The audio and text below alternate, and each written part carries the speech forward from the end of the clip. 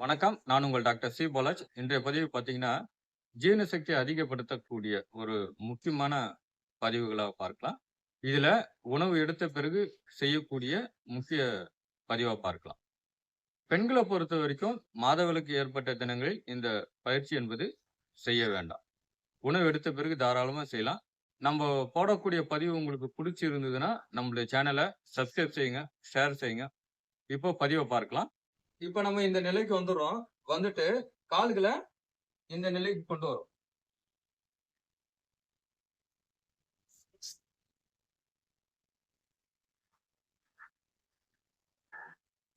நம்ம நேரா இருக்கிறோம். இந்த நிலையில இருக்கோம். முதுகு பகுதி நேரா இருக்கணும். ஸ்பைனல் கார்ட் வந்து பெண்ட் பண்ணக்கூடாது. கைகள் சாதாரணமா இது போல இருக்கலாம். நம்மளுடைய தொடையின் மேல் ஸ்தானத்துல இருக்கலாம். நம்ம இந்த நிலைக்கு வந்துர்றோம். வந்துட்டு உணவு எடுத்த பிறகு தாராளமா இந்த பயிற்சி என்பது செய்யலாம். முடிஞ்சா இந்த பயிற்சியில பார்த்தீங்கன்னா, முடிஞ்சா இந்த நிலையில நம்முடைய மூச்சு காத்த கவனிக்கலாம். மூச்சு காத்து நம்ம எவ்வாறு செயல்படுகிறது? அதாவது மூச்சு காத்து வெளிய விடக்கூடிய ஒரு நிலை. அதேபோல மூச்சு காத்து எவ்வாறு உள்ளே செல்கிறது? அந்த நிலைக்கு நம்முடைய கவனத்த கொண்டு போலாம்.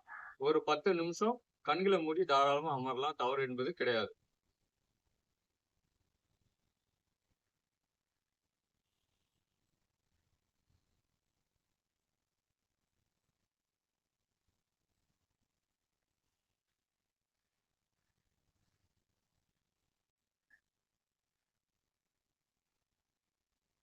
இப்ப மெதுவா கண்கள திறக்கிறோம்.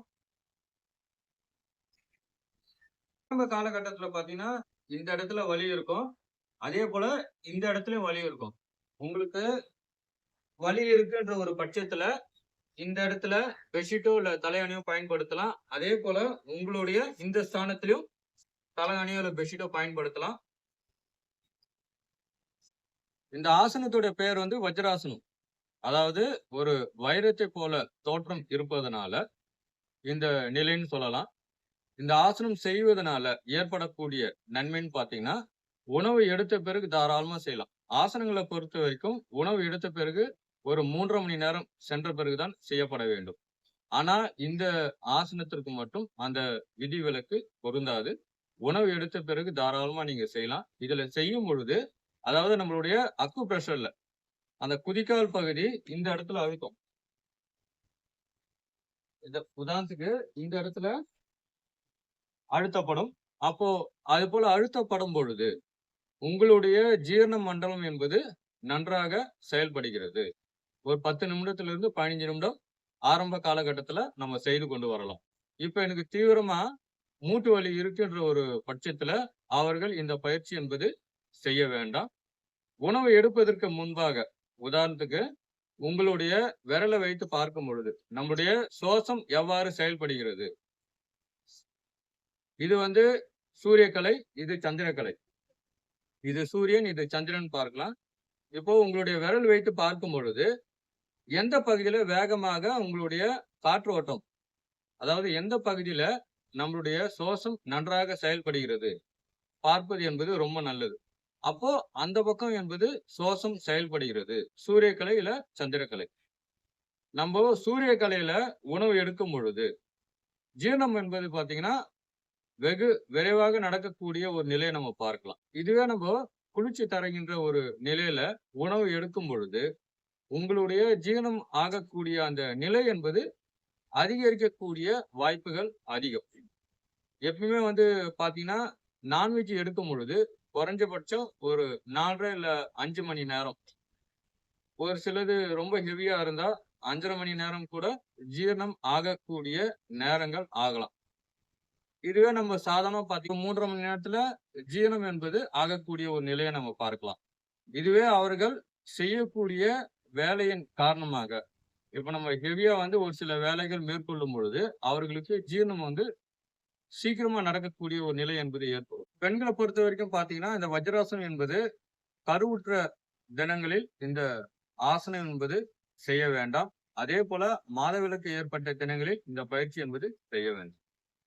இந்த ஆசனத்துல ஒரு ஆற்றல் என்பது பார்க்கும் பொழுது, இதுல அந்த வயதான அந்த தோற்றத்தை தடுக்கக்கூடிய ஒரு ஆற்றல் என்பது உண்டு.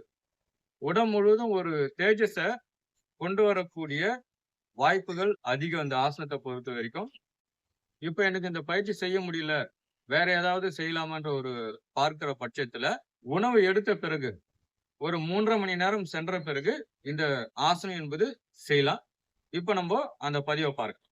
இப்ப நம்ம இந்த நிலைக்கு வந்துடுறோம். வந்துட்டு உங்களுடைய கால்கள இப்படி கொண்டு வரோம். அதாவது ஒரு வார்ம் அப் செய்றோம். இங்க மூச்சு காத்து இழுப்போம். இங்க மூச்சு காத்து வெளியில வரும். இதுல ஒரு 5 எண்ணிக்கை செய்யலாம்.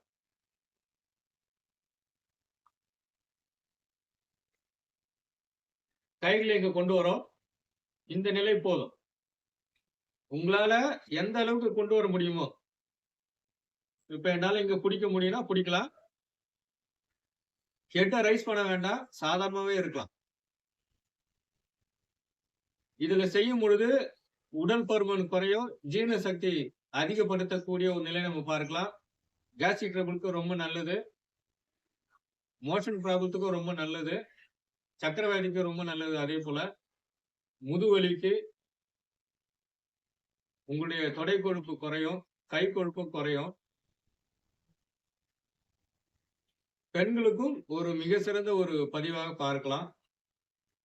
ஒரு 25 எண்ணிக்கை செய்யலாம். 25 எண்ணிக்கைன்றது பார்த்தீங்கன்னா, 1, 2, 3 இது போல எண்ணிக்கையில 25 எண்ணிக்கை நம்ம 2 சுற்றுகள் செய்யலாம்.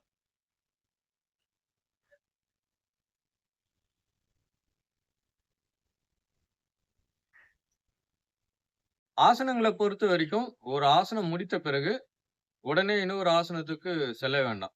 ஓய்வு எடுத்த பிறகு செய்வது என்பது நல்லது. இதுல நீங்க ஃபார்வர்ட்ல பெண்ட் பண்ணீங்கன்னா, உதாரணத்துக்கு நம்ம முன்னாடி வளைந்து செய்யக்கூடிய பயிற்சிகள்ல, அதுக்கு மாற்று ஆசனமா பேக்வேர்ட்ல பெண்ட் பண்ணி செய்வது என்பது நல்லது. இப்போ எனக்கு ஹார்ட் ப்ராப்ளம் இருக்கு, ஐபிபி இருக்கு, ஸ்பைன் கால்ல ப்ராப்ளம் இருந்தா, ஃபார்வர்ட்ல பெண்ட் பண்ணி ஆசனங்கள் என்பது செய்ய வேண்டாம். பின்புறமாக வளைந்து ஆசனங்கள் செய்வதில் எந்த தவறும் கிடையாது. அதேபோல உங்களுக்கு எதனா பிரச்சனைகள் இருந்தால், உடல் ரீதியாக ஏதாவது பிரச்சனைகள் இருந்தால், அருகில் இருக்கக்கூடிய யோகா மருத்துவருடைய ஆலோசனை கேட்ட பிறகு செய்வது என்பது நல்லது. நன்றி, வணக்கம்.